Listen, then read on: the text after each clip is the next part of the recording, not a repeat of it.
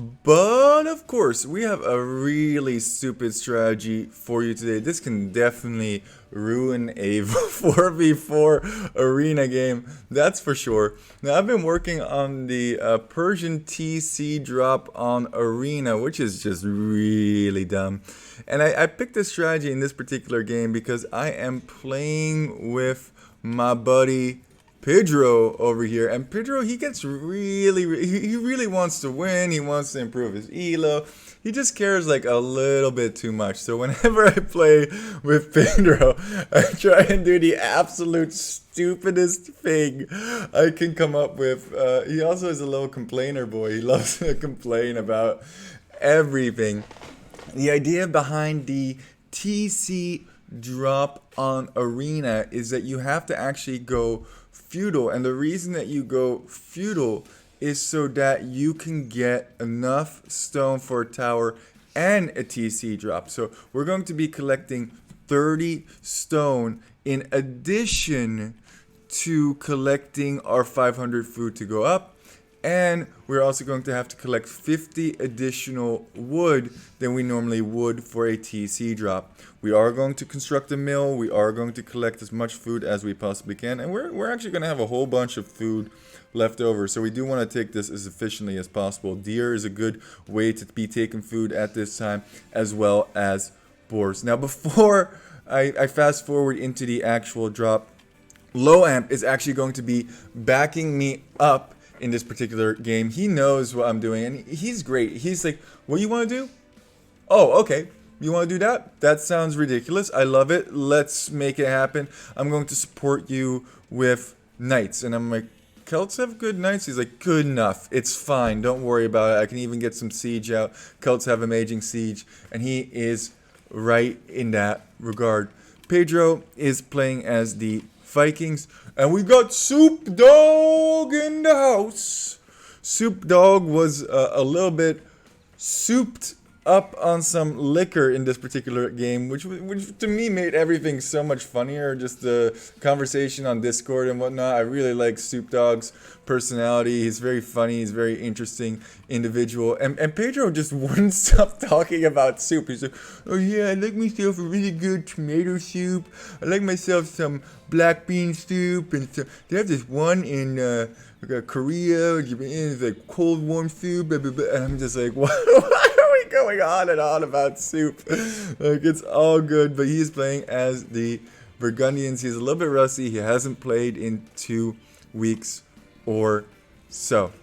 Alright. Why does this strategy ruin a 4v4 game? Well, the reason that this game... Oh, and I forgot about this. I actually accidentally let my opponent's scout into my base, and then I just started sniping him. I think I hit him a little bit with the TC, but yeah, I actually totally forgot about that. We are once again trying to take the food as efficiently as possible, deer and boar only. We don't care too much about sheep. We just want to hit 500 food as fast as we possibly can. Super fast feudal time, because the faster we can drop this, the more unexpected it is going to be. Actually, who in their right mind expects a TC drop on arena of all places? If somebody did this to me, I would not be expecting this at all. So we are collecting the 30 stone at this point. Now, technically, you only need 25. I like to do a little bit on the safer side, and the reason I like to do a little bit on the safer side is because, one, if you have stone in the bank, you can repair your TC, which is very, very important in a TC war. So I guess you could probably get away with, if you wanted to do it lowest economy possible, with a total of 26 stone, 25 to build the tower with the 100 extra that you have, and then the 1 stone to be able to repair your town center. But you know what, whatever, you might as well just get the 10 stone. The villager's already over there, you know, who cares? And here it comes. As soon as we hit feudal, so we hide, we lurk in the shadows. This is Blue's perspective. He has no idea what's coming. And then, out of nowhere,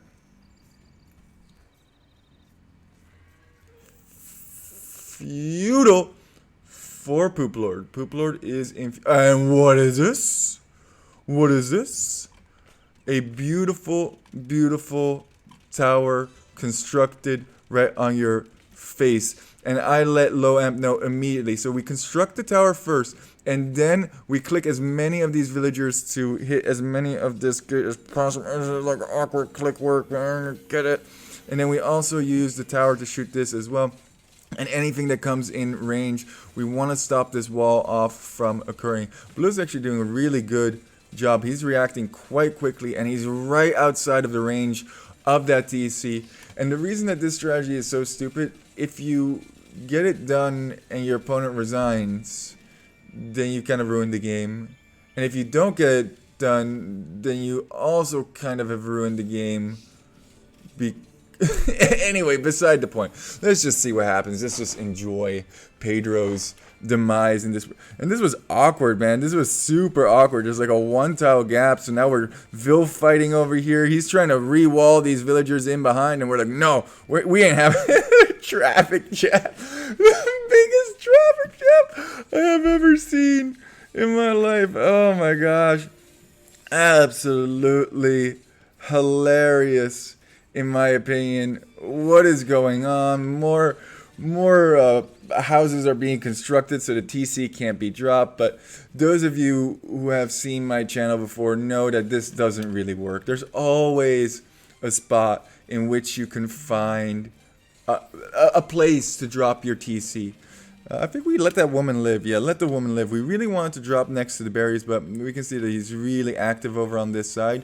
So we just switch sides. We give him a little whoosh, switch up, and there it is. And that's in range of the TC. And we're going to actually walk these villagers away just so that he doesn't garrison. Should garrison actually and shoot whatever villagers he can. But I realize that he doesn't do that. So walls behind here. He walls behind, which is absolutely hilarious in my opinion for so many reasons. Because first of all, I can just, fire on that if I really, really wanted to. But yeah, that's a TC drop on arena for you. We're ungarrisoning all the villagers that we don't need. He's Khmer, so he's hiding in their house. And I know that I didn't really talk about the opponents and whatnot, but I didn't really think it was super duper necessary. We're breaking through. We're shooting that TC. And it's all going to be about this tiny section of our screen. It's great. Other people are getting castle age. Other people are going up. Blue's actually going to be going up. He's at 60% already. And if he gets some mangonels out, that could be very, very detrimental for me. We're long distance chopping. Look at this. He re-gated the gate. Oh, but that gate didn't have armor. Isn't that unfortunate? And these villagers are like, no, we ain't having none of that. And I even put a house over here just so that he can't try and do that trick again. Because low amp, he knows what I'm up to. And he's going to be sending in knights of his own. And a siege workshop. He is castle. A siege workshop. This is such a good reaction from Blue. I think Guns and Rose, not Roses, Guns and Rose, would have actually held in this particular situation. But he doesn't know. He doesn't know. Jeffrey has been upgraded recently. Jeffrey has become a sniper. He has become a god amongst men. A legend in his own right. So check this out. Here comes the mango. Mango doing mango things. And the sniper just runs right in. Chop! Chop! Oh, you want to hit me? That's cute. Run the away. And now all of a sudden, these villagers are in range of that TC. Come right back for more. The sniper says, boop, boop, run away. And just keep that cycle up. That was so funny to me how Jeffrey did such a good job with this. Constructing market just to see what's up. Blacksmith, we are going to try and make it to castle at a certain point. And here it comes again. The sniper is here to stay. And you're going to try and Vill fight me? Oh, we out. What is going on? Oh, he killed one of his own villagers with that. What is going on with DE, man? DE has been so much buggier recently. The sniper's back, baby. And now he has help from a knight. And at this point, Guns and Rose just says, GG. G to the G. And that's it. Everybody else resigns.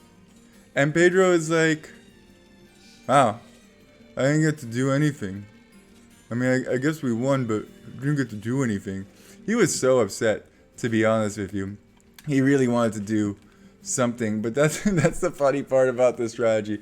If it doesn't work, it's like a scoop, and if it does work, then oftentimes people just resign as well. So a little bit of messing around with Pedro in this particular game, but a lot of fun nonetheless. Actually, I'm surprised that it worked out so well, and I think it would have not worked as well if it wasn't for low amp constructing that stable up front here and having that knight, because that knight allowed us to pick off that mango no problem. Although that being said, Jeffrey was being an absolute hero in this game.